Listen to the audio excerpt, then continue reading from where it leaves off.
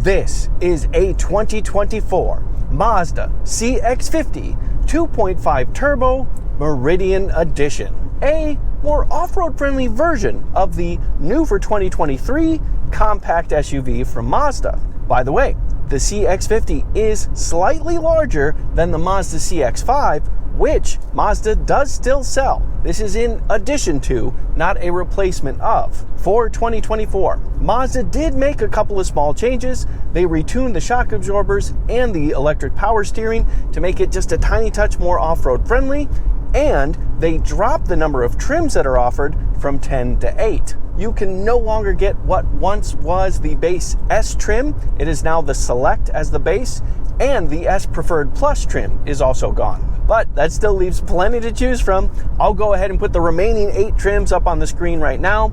You get 4 that run on the naturally aspirated engine and 4 that run on the turbo engine. What makes this Meridian Edition stand out is 18-inch wheels with all-terrain tires, distinctive styling, and plenty of off-road friendly accessories to add on. Last year, I did get a chance to review the non-Meridian Edition Mazda CX-50. I did so in California, and I came away really impressed with its on-road driving behavior. But it also leaves a big question. Does this Meridian Edition, with its all-terrain tires and other changes, fundamentally change that on-road driving behavior? Let's find out. I review all kinds of cars, and I have fun every time. Please subscribe and join me. The base price for the now base model Mazda CX-50 S Select is $31,675. Getting into a Meridian Edition ups that price to $42,175. And my test car has a special paint color and something called the Apex package, and that raises the price to $43,860. With that, now is a good time to pull over and show you around and inside this car in a bit more detail. Looking at the car from the front, it's actually quite easy to tell that this is a Meridian Edition CX-50. For one thing, it has this hood graphic right here, which literally says CX-50 Meridian Edition. Otherwise, it retains the look of the other Mazda CX-50s, and I do genuinely believe that's a good thing. And the hood itself, with the graphic on or not, I think looks nice. But maybe you're like me and more curious to see what's underneath it. And there it is, your 2.5-liter turbocharged inline 4. It is transversely mounted or side to side like that. And finally, windshield washer fluid is easy to spot right here. Looking at the CX-50 in profile, it gives you a better look at this zircon sand metallic paint, which is a $450 optional color. However, only 2 colors are standard price. That is black and blue. Everything else is at least $450 more. And you can also see that this is a pretty busy car when it comes to styling. We have lots of flares and creases and just different things going on. Part of that is the Meridian trim. Obviously, the roof rack right here, which actually isn't the Meridian Edition on its own. That is part of the Apex package. These roof crossbars right here and this platform right here, as well as these splash guards down low here and here. If you want the Apex package and all the things that it comes with, it's $1,235, and it may very well help with some off-roading excursions, but this piece especially definitely also affects on-road driving behavior. I'll talk about more of that in a minute. But fundamentally, Mazda did a really good job to give a nice long wheelbase and short overhangs in the rear, definitely in the rear and the front as well. Also, I will go ahead and put the dimensions up on the screen and let you know that I have a lot more information in the description. The base Mazda CX-50 gets 17-inch aluminum wheels. If you go up to Premium Plus, this goes up to a 20-inch wheel, but the Meridian Edition stands alone with getting an 18-inch wheel and these rather aggressive looking, at the very least, all-terrain tires. And yes, this is a square setup. The wheels in back are the same size as the ones in front.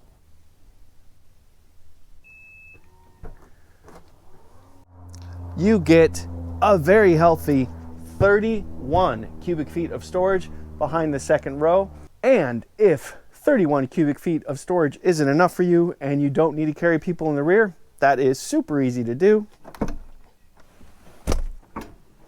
pull a couple levers, and you get 56 cubic feet of storage and room for you and a passenger. And I think plenty of room for my bike, but let's find out. It gets a little narrow right here. It's a touch of a pinch point for a bike, but otherwise, yeah, fits really easily. No problem at all. All right, let's take a look inside. So the name of this interior is Terracotta, and I'd say that's appropriate, and I appreciate that it is not just black. I am 5 feet 11 inches or 181 centimeters tall, and I have, a good 3 inches of knee room right there. Also, the seat bottoms are relatively high, so I have decent thigh support as well. I am a tiny touch pinched for headroom, but that's because of this panoramic moonroof we have here. And as you can see, the privacy panel is currently closed. And even with it, it's not bad. And it'd be nice to have the natural light in, so I think that's a reasonable compromise. And besides, I also have less than a 90-degree bend in my knees. You do get a couple of USB ports right there, and absolutely an armrest with cup holders for the center, as long as you don't have 5 people in this car. Yeah, man, look how comfortable I am. The front seat has pretty darn decent upper and lower bolsters built in, and as you can see, we do have lumbar support as well. Pretty easy to see when it's not on. You have 2 analog gauges on either side, and then you have a ring right here, but this is actually a 7-inch digital screen in the center. Push button start. And you can see that screen come to life and digitally display a speedometer. Next to that, we have a standard widescreen 10.3-inch center console touchscreen, and it does also include wireless Apple CarPlay and wireless Android Auto. Beneath that, you do get standard dual zone climate control, and just below that we have heated front seats, and that is standard on S Preferred trims and higher. We do have an electric parking brake. This is the control center for the touchscreen right there. And we do have a radio knob and button right there. It's a little bit hidden, but this is a wireless smartphone charger. That is standard on S Premium and up CX-50s. And when I say S Premium, that does include all turbo trims. Lovely. All right, let's talk drive modes. You adjust with this dial right here, and it's nice and simple. You get 3 drive modes: normal, sport, and off-road. Off-road being particularly appropriate for this Meridian edition. And I think we'll be spending the vast majority of our time in normal. We definitely will touch on sport, and if everything works out, we'll play with off-road as well. But doing that requires us to get back to the drive, so let's get back to the drive. Oh, and real quick, if you're at all interested to learn more about the exterior and interior of this car, I do have a separate, more detailed video on that, and it should pop up in the corner of your screen right now. Okay, now let's get back to the drive. All right, let's dig into the powertrain. Find out where 256 horsepower and 320 pound-feet of torque come from. First of all, it is a slightly larger than average 2.5-liter 4-cylinder engine. That extra displacement definitely helps a little bit. And we've got a twin scroll turbocharger to work with, not a single scroll. So that helps balance the airflow from the turbocharger a little bit as you build revs. We also have a much smaller bore and larger stroke, and that allows this relatively small engine to make a lot of torque. But that same setup does hurt revs a little bit, and you can actually see that when you see what the power peaks are. You get 256 horsepower at 5,000 RPM. And this engine doesn't really like to rev much past 5,600 RPM. It will technically go to 6,300, which is okay, but the transmission will almost always shift a few hundred RPM before that. We also have, on the high side of normal, 10.5-to-1 compression ratio for a turbo engine, which is pretty good. And yes, Mazda does ask you to put premium fuel in to make this engine make that power. But here's something that's really nice that Mazda does. Mazda is very explicit. This car will run just fine on regular gasoline. Most modern engines will, even if they ask for premium. The difference is Mazda tells you exactly what will happen. Mazda says that on regular gasoline, 87 octane, you won't make 256 horsepower, but 227 horsepower. And you don't get 320 pound-feet of torque, but 310. The slight silver lining to that is you get 310 pound-feet of torque at 2,000 RPM instead of the 320, which you have to wait till 2,500 RPM, but still. My personal opinion, definitely run the premium fuel. That is what it's tuned for, and come on, more power. As I mentioned, you can get a non-turbocharged engine. It's also 2.5 liters. That one makes 187 horsepower and 186 pound-feet of torque. Not bad for something this size, but, not nearly as good. Regardless of which engine you choose, however, you do get a 6-speed automatic transmission, which is low for the modern era, it must be said. And every single Mazda CX-50 is all-wheel drive.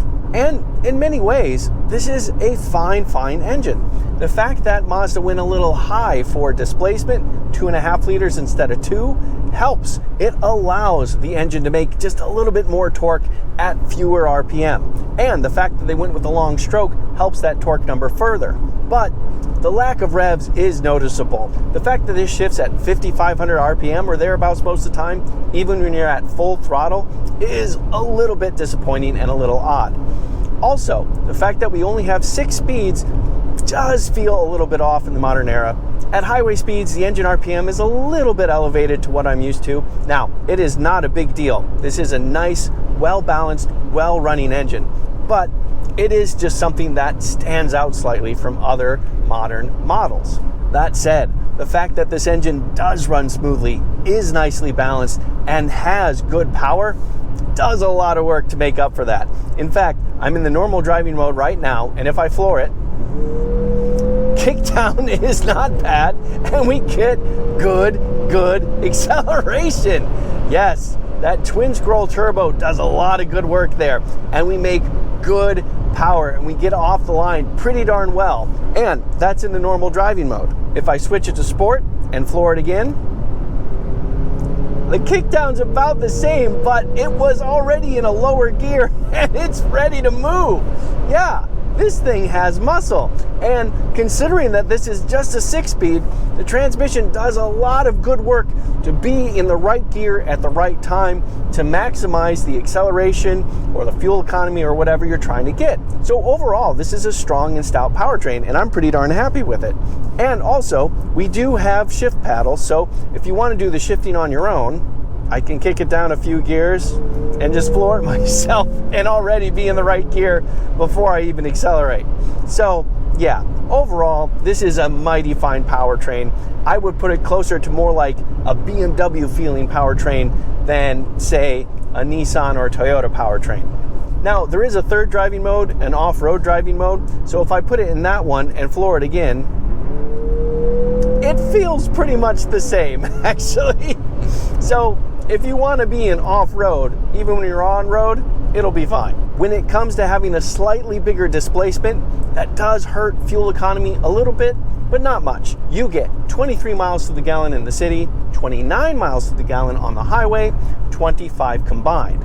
However, you probably don't get that when you also get the Apex package, which includes this roof platform that you could probably hear while I'm talking. This big platform hurts fuel economy, to be sure. So don't expect to achieve those EPA numbers if you get the Apex package. If you want to do slightly better than that, the naturally aspirated engine can do so. I'll go ahead and put those numbers up on the screen right now so you can check those out. Also, if you want to tow something, this CX-50 will do that. Again, it's between the turbo and non-turbo engines. If you get a naturally aspirated CX-50, you can tow up to 2,000 pounds. Not that much, but more than nothing. If you get the turbo CX-50, you can tow 3,500 pounds, which, gets you into a decent haul for motocross bikes or a couple of snowmobiles or jet skis, those kinds of things. So, it's decent. But now that we've got those facts and figures done with, one thing that's a lot more fun than that anyway is accelerating. Of course I had to test it. Let me show you now. All right, everybody, time for an acceleration test. I do have the CX-50 Meridian Edition in the sport driving mode. I also have traction control off. I do also have premium fuel. So we'll see what 256 horsepower can do for us. Okay, coming to a complete stop. Bit of brake torque.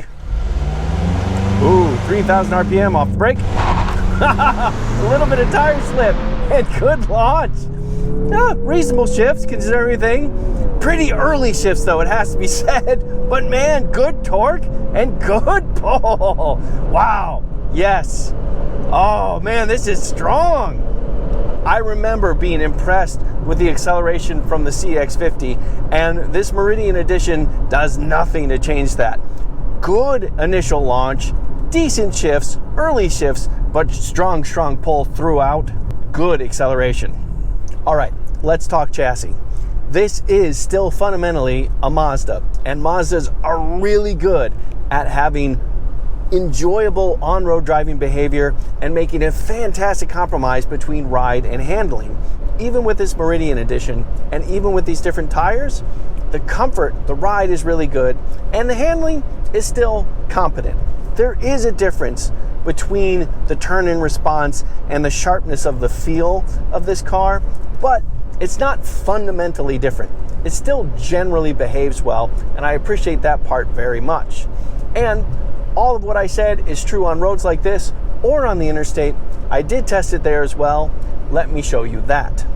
All right, everybody. Time for a quick stint on the interstate, and I actually have the on-ramp to myself, so a quick handling test.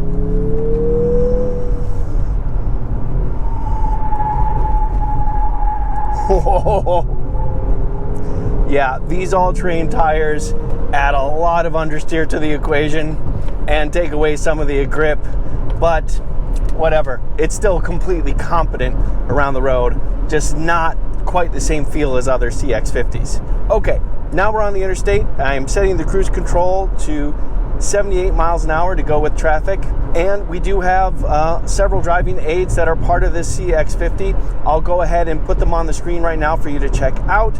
Most of them are standard, but there are a few that if you want a little bit extra driving aids, you have to go with the Premium Plus model.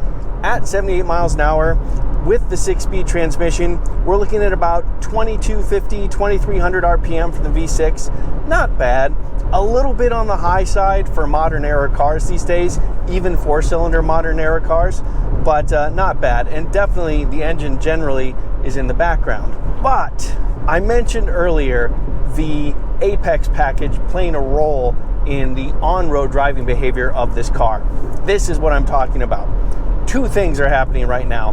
Our fuel economy is nowhere near 29 miles to the gallon right now. That's because we have this big thing blocking the normal coefficient of drag of the CX-50, this big roof platform, and it's doing all of that very noisily.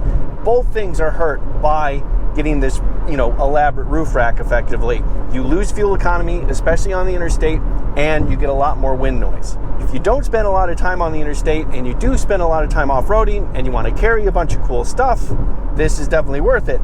But for highway driving, those are two noticeable hindrances. And when I drove the regular Mazda CX-50, I remember being pleasantly surprised with how premium it felt compared to other SUVs of this class. And I have no reason to think that this would be any different without that roof rack. Otherwise, just like the other CX-50s, this is a very comfortable, confident, enjoyable car to have on the interstate. Great highway driving car. Okay, normally this is when I start wrapping things up, but this is a Meridian edition, off-road friendly, blah, blah, blah. I did get a chance to do a quick, short little something of an off-road test. I did have a little bit of fun. Let me show you that. All right, everybody, time for an off-roading test. This is a brief little mini off-roading test. This is far from the most elaborate, most extreme thing, but it is something. We are in the Meridian edition after all, and we have an off-road drive mode, so why not? We do have all-wheel drive, of course. We have the all-wheel drive mode. We have all-terrain tires, and we have what I have to say is a decent amount of ground clearance, 8.5 inches, but ironically enough, that's actually 1/10 of an inch less than the standard all-wheel drive Mazda CX-50. Tiny touch of irony there. All right, anyway, give it a quick test, see how it goes. Starting with a little downhill jaunt here on this pretty uneven pavement. And yeah, no problem here. It feels sure-footed. And we've got some bumps here and it's handling those without any trouble. So yeah, easy to start. Everything about this feels completely sure-footed. Being a more compact SUV, we can go around tight, narrow pathways with no trouble.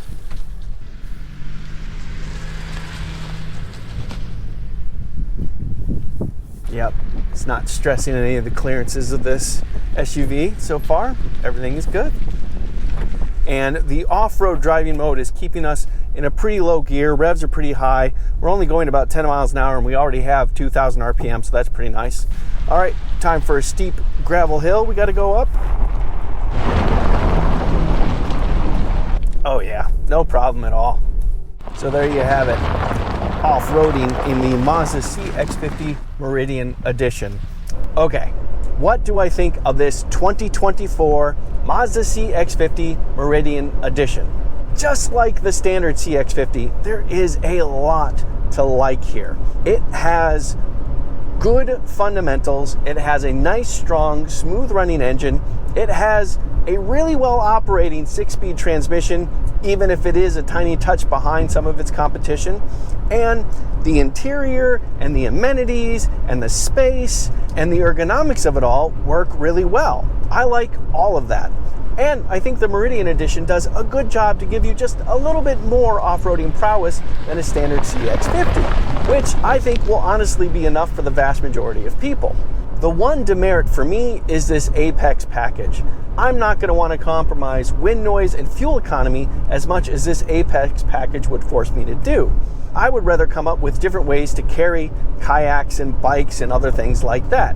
At the same time, it's good to know that Mazda is offering these types of things for the folks that have a different set of priorities. But for me personally, the CX-50 for me is still going to be the Premium Plus. I'm Robin Warner. Thank you for watching. And if you like this video, please show me by giving it a thumbs up. Doing so helps me out a lot and I'd really appreciate it. Also, I do a lot of car reviews like this, as well as car news and other things. So if you're at all interested in keeping up with the auto industry in general, please subscribe to my channel. That also helps me a lot, and I'd also really appreciate that. Speaking of, not too long ago, I did get a chance to review another compact SUV that tends to have a little bit more of the off-road friendly behaviors, and that's the Subaru Crosstrek. Subaru and Mazda approach this idea of an SUV pretty differently, but there is a lot of overlap between the two considering that. So if you're at all interested in that, I do have a link in the description, and it should pop up right here. Or maybe you're interested in something totally different. Well, like I said, I have reviewed a bunch of stuff by now. Something will pop up next to me. Hopefully that is something you're interested in. And if you do end up watching it, I definitely hope you like it. Okay, I did manage to sneak this in before the sun went completely down. I'm Robin Warner. Thank you very much for watching.